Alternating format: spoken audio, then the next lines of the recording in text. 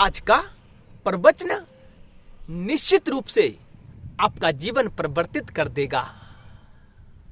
आप इस प्रवचन में अंत तक टिके ही नहीं रह सकते अगर आपके ऊपर महेश्वर की कृपा नहीं होगी। ऐसा प्रवचन जो आपके लिए पहली बार हो सकता है और आपका निश्चित रूप से भविष्य बदल सकता है। दर्शकों, इस वीडियो में हम कुछ समय के बाद आपको एक अभ्यास बताएंगे, एक प्रैक्टिस बताएंगे, जिसे आपने अपने जीवन में करना चालू कर देना है। फिर आपका कैसे जीवन बदलेगा वो आप स्वयं देख सकते हैं। उस प्रैक्टिस को करने से आत्मा में स्थित कैसे रहा जाता है यह आप जान जाएंगे। हम हमेशा कहते हैं ना अपने वीडियो में कि आत्मा में स्थित रहना चाहिए, शिव भाव में स्थित रहना चाहिए। आज का वीडियो उसी लिए समर्पित है। दर्शकों, यही नहीं, आपका जो संसारिक अनावश्यक द्वंद्व है वो समाप्त हो जाएगा इस प्रैक्टिस को करने मात्र से। द्वंद्व क्या? यानी विपरीत स्थितियां। सृष्टि का आधार क्या है? एक दूसरे की विपरीत स्थितियां।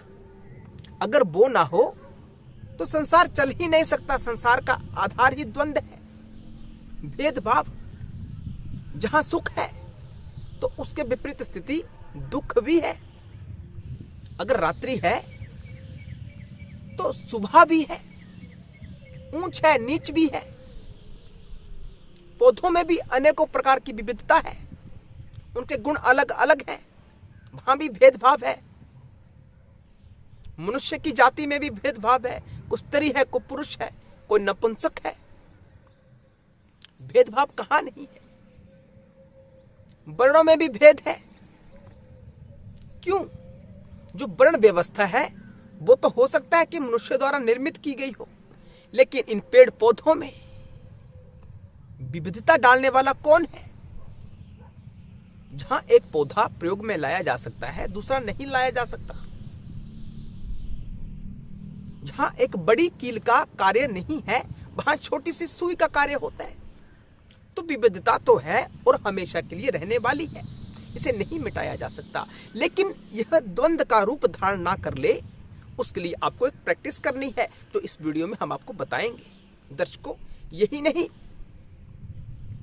हो सकता है आप नाम जप करते हो या गुरु द्वारा दिया गया कोई मंत्र का जाप करते हैं, या आप योग में प्रवृत्त रहते हैं, ज्ञान मार्ग का अनुसरण करते हैं। ये सब करने से हमें एक शक्ति प्राप्त होती है, एक ओरा प्राप्त होता है। वो शक्ति खंडित ना हो जाए, नष्ट ना हो जाए, तो आपको प्रतिदिन यह प्रैक्टिस करनी है। आपको निरंतरता के साथ इस अभ्यास में बने रहना है। ये अभ्यास कोई आधा घंटा बैठने वाला नहीं है। आरंभ में तो आप कर सकते हैं आधा घंटा बैठकर, 1 घंटा बैठकर, लेकिन इसे अपने पूर्ण जीवन में ढालना है आपने। आप आत्मा में स्थित हो जाओगे। इसके साथ साथ आपके सब दुखों का निवारण हो जाएगा। हमारी सब प्रकार के प्रयास किस लिए होते हैं? कि हमारे दुख नष्ट हो जाएं, हमारे जीवन के सारे दुख नष्ट हो जाएं। हमारा दुख तकलीफ जो है हमें दुखी करता है, हमें मरने के लिए प्रोत्साहित करता है कि हम अपने देह का त्याग कर दें। लेकिन जब इस प्रैक्टिस में आप फुलफिल हो जाएंगे, आप इसे करना आरंभ कर देंगे धीरे धीरे, तो आपका सब प्रकार का दुख दूर हो जाएगा। दर्शकों, आगे कहा गया कि इस प्रैक्टिस को करने मात्र से शिव का सानिध्य बड़ी शीघ्रता से प्राप्त होगा। बहुत से दर्शक कहते हैं कि स्वप्न में शंकर जी के दर्शन हुए। तो जब आप इस प्रैक्टिस को करेंगे ना, तो यह बहुत साधारण हो जाएगा शंकर जी के दर्शन करना। आपको बार बार शंकर के दर्शन होंगे। प्रैक्टिस आरंभ काल में थोड़ी मुश्किल हो सकती है, लेकिन जैसे जैसे आप इसका अभ्यास करना शुरू कर देते हैं, अपने मन को इस प्रैक्टिस में लगा देते हैं, तो शिव के दर्शन करना आपके लिए साधारण वार्ता हो जाएगी। इस वीडियो को अंत तक अवश्य देख लेना। अगर बीच में छोड़कर चले गए तो इसका अर्थ है कि शिव की कण आपके भीतर अभी प्रविष्ट नहीं हुई है, क्योंकि यह दिव्य ज्ञान है। शंकर जी को हम एक निचले स्तर तक ही सीमित नहीं रखना चाहते प्रवचन के माध्यम से। जो आजकल कथावाचकों ने शंकर को जिस प्रकार से प्रस्तुत किया है, शंकर यही नहीं है, शंकर इससे बहुत परे है। उन्हीं शंकर की एक प्रैक्टिस आज हम आपको बताएंगे, इसे अंत तक अवश्य देखना। जीवन बदलेगा, निश्चित रूप से आपका जीवन बदलेगा। दर्शकों, पहले प्रैक्टिस को समझते हैं। हमारी 5 ज्ञानेंद्रियां हैं, जैसे आंख, कान, नाक, जीभ और यह त्वचा। आंख क्या करती है? जो भी विषय घटित होता है उसे देखती है। बात समझ में आ रही है ना? कान क्या करता है? जो भी ध्वनि इस ब्रह्मांड में विद्यमान है, चाहे वो सूक्ष्म हो या स्थूल हो, उसे सुनने का प्रयास करती है। स्थूल को तो सुना जा सकता है, सूक्ष्म थोड़ा मुश्किल विषय। और नाक क्या करता है? सूंघने का कार्य करता है, गंध ग्रहण करने का कार्य करता है। जीभ क्या करती है? रस का कार्य करती है, रस ग्रहण करने का, स्वाद ग्रहण करने का। त्वचा क्या करती है? महसूस, स्पर्श। किसका कार्य है? त्वचा का कार्य है। ये 5 ज्ञानेंद्रियां अपने धर्म में रहती हुई अपना अपना कार्य करती है। इनका धर्म क्या है? आंख का धर्म होता है देखना, तो वो देख ही सकती है, सुन नहीं सकती। कान का धर्म होता है सुनना, वो देख नहीं सकता। नाक का धर्म होता है सूंघना, वो देख नहीं सकता, वो सुन नहीं सकता। इस प्रकार अपने अपने धर्म में रहते हुए, यानी शिव के अनुशासन में रहते हुए, ये सब अपना अपना कार्य करते हैं। और यही इस संसार का आधार है। हम कहीं ना कहीं से ज्ञान अर्जित करते हैं ना, और जैसा हम ज्ञान अर्जित करते हैं ना, सरल शब्दों में कहें कि हम वही होते हैं। को कहना चाहे कि तुम क्या हो, तो हम वही हैं जो हमने आज तक अर्जित किया, जो ज्ञान आज तक अर्जित किया। जरूरी नहीं कि ये दिव्य ज्ञान ही हो, ये संसारिक ज्ञान भी हो सकता है, कोई भी ज्ञान हो सकता है। जो हमारे भीतर भरा हुआ है वही हम हैं। हमने अपने भीतर भरा कि चोरी करनी है, तो वास्तव में हम चोर हैं ना, हम चोरी करते हैं। फिर हमें किसी ने कहा कि किसी का अपमान नहीं करना है, और हमने आत्मसात किया हुआ उस भाव को, तो हम क्या हैं? हम वही हैं कि किसी का अपमान नहीं करना है। हमें परिभाषित किया जाए कि ये व्यक्ति कौन है, ये वही है जो किसी का अपमान नहीं करता। यानी ज्ञान इंद्रियां ही हमारे जीवन का आधार होती हैं। उन ज्ञान इंद्रियों के माध्यम से हम ज्ञान अर्जित करते हैं। उसी ज्ञान के आधार पर हम अपना मन बना लेते हैं, और मन में संकल्प विकल्प होता है, बुद्धि निर्णय करती है, और जो कर्म इंद्रियां होती है वो कर्म कर देती हैं। इतना ही सिद्धांत जानने योग्य है, संसारिक सिद्धांत इतना ही है ना। तो आज एक प्रैक्टिस के माध्यम से आपने क्या करना है, थोड़ी गूढ़ है, समझने का प्रयास करें। आंख देखती है, आप कहीं जा रहे हैं, अब आंख बंद करके तो हम जाएंगे नहीं कहीं भी, आंख खोलकर ही जाएंगे ना जहां भी जाएंगे। या तो शंकर जी की तरह समाधि लाके एक जगह बैठ जाओ आंखें बंद करके, लेकिन वर्तमान में स्थिति ऐसी है एक जगह बैठ नहीं सकते। तो ये प्रैक्टिस आपके काम की है। आंख देखती है, आप कहीं जा रहे हैं, कोई दृश्य घटित हो रहा है, कोई किसी की मार पिटाई कर रहा है, कोई किसी का अपमान कर रहा है, ठीक।